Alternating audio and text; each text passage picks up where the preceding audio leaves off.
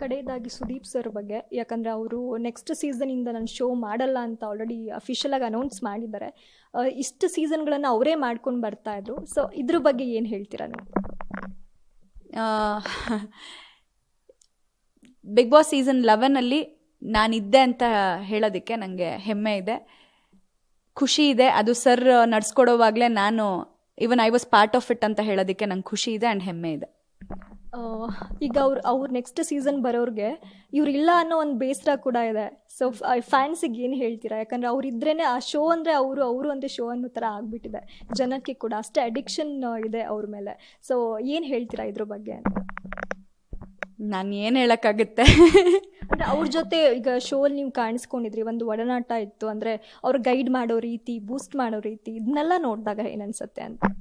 Miss ಮಾಡ್ಕೊತಾರೆ ಅಂತ ಅನ್ಸುತ್ತೆ ಅಷ್ಟೇ. ಅವ್ರು ಅಂದರೆ ಗೈಡ್ ಅಂದರೆ ನಿಮಗೆ ಅವರಿಂದ ಒಂದು ಸಿಕ್ಕಂಥ ಪಾಠ ಇರ್ಬೋದು. ವೀಕ್ಲಿ ಸರ್ ಬಂದು ಹೇಳ್ತಾ ಇದ್ದಿದ್ದು ನಮ್ಮ ಬಗ್ಗೆ, ಅಂದರೆ ಏನು ಹೇಳ್ತಾ ಇದ್ರು, ಏನೇನು ಒಪಿನಿಯನ್ಸ್ನ ಕೊಡ್ತಾ ಇದ್ರು, ಅದು ನಮ್ಗೊಂದು ಹಿಂಟ್. ಅದು ನಾವು ಕರೆಕ್ಟ್ ಮಾಡ್ಕೊಳ್ಳೋದಕ್ಕೆ ಅಥವಾ ನಾವು ನಮ್ಮ ಟ್ರ್ಯಾಕ್ನ ನಾವು ಸರಿಯಾಗಿ ಇಟ್ಕೊಳ್ಳೋದಕ್ಕೆ ಅದೊಂದು ಹಿಂಟ್ ಅದು.